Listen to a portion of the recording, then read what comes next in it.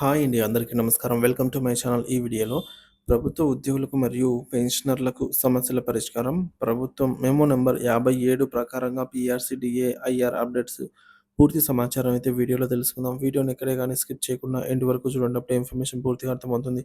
Video చూస్తున్న ప్రతి ఒక్కరు వీడియోకైతే లైక్ చేయండి ఫ్రెండ్స్. ఈ వీడియోతోటి ఉద్యోగ పెన్షన్ మిత్రులతో అయితే షేర్ చేయండి. కొత్తగా మన ఛానల్ చూస్తున్నవారు సబ్స్క్రైబ్ చేసుకోకుంటే వెంటనే మన ఛానల్ అయితే సబ్స్క్రైబ్ చేసుకోండి. దీని ద్వారా నేను చేసే లేటెస్ట్ వీడియోస్ అన్నీ మీ వరకు రీచ్ అవుతాయి. ఇక ఆలస్యం చేయకుండా వివరాల్లోకైతే వెళ్ళిపోదాము.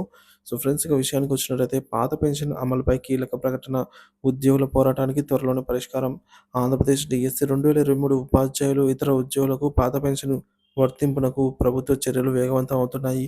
శాసనమండలి విప్ కంచర్ల శ్రీకాంత్ గారు ఆదివారం జరిగినటువంటి సమావేశంలో మాట్లాడుతూ కేంద్ర ప్రభుత్వం 2020లో జారీ చేసిన మెమో నంబర్ 57 ప్రకారం అర్హులైన ఉపాధ్యాయులు, ఉద్యోగులకు పాత పెన్షన్ వర్తింపుపై ప్రభుత్వం పూర్తి స్థాయిలో కృషి చేస్తుందని ప్రకటించారు.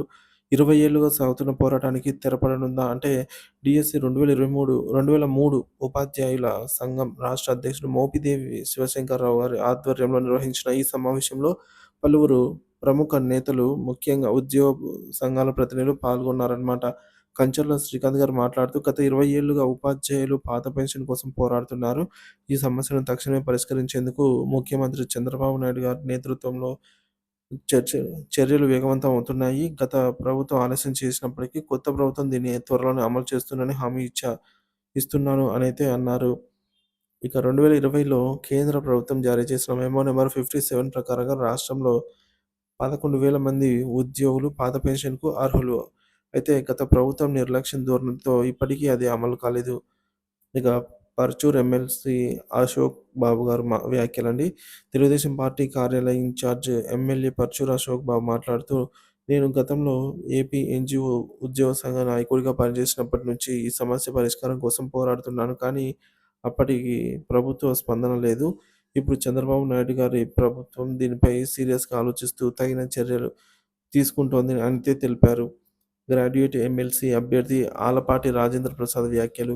ఆలపాటి రాజేంద్ర ప్రసాద్ కూటమి ప్రభుత్వం తరపున గ్రాడ్యుయేట్ ఎమ్మెల్సీ అభ్యర్థిగా పోటీ చేస్తున్నారని, రాష్ట్ర అభివృద్ధికి చంద్రబాబు నాయుడు గారి నాయకత్వాన్ని బలపరచాల్సిన అవసరం ఉంది. ఉద్యోగుల హక్కుల కోసం పోరాడే నాయకత్వాన్ని మద్దతు ఇవ్వాలనైతే అభ్యర్థించారు. ఇకపోతే అతి త్వరలో పాత పెన్షన్ అమలు, ఉద్యోగులకు భారీ ఊరట. డీఎస్సీ 2003 ఉపాధ్యాయులకు, ఇతర ఉద్యోగులకు పాత పెన్షన్ అమలుకు చంద్రబాబు నాయుడు ప్రభుత్వం కట్టుబడి ఉందని హామీ ఇచ్చారు. ఇప్పటికే ఈ అంశంపై ముఖ్యమైన కమిటీలు ప్రభుత్వంతో చర్చలు జరుపుతున్నాయి. త్వరలోనే అధికారిక ప్రకటన వెలువడే అవకాశం ఉంది. ఉద్యోగులు, ఉపాధ్యాయులు మీ పోరాటానికి త్వరలోనే న్యాయం జరగనుందనైతే అర్థమవుతోంది.